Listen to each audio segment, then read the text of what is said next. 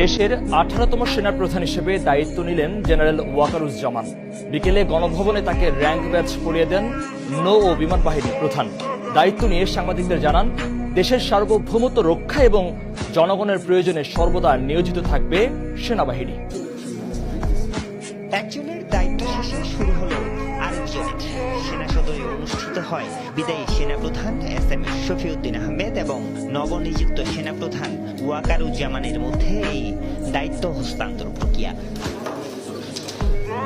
পরে গণভবনে প্রধানমন্ত্রীর উপস্থিতিতে নতুন সেনাপ্রধানকে র্যাঙ্ক ব্যাজ পরিয়ে দেন নৌ ও বিমান বাহিনীর প্রধান। ফুল দিয়ে নতুন সেনাপ্রধান জেনারেল ওয়াকারুজ্জামানকে শুভেচ্ছা জানান প্রধানমন্ত্রী শেখ হাসিনা।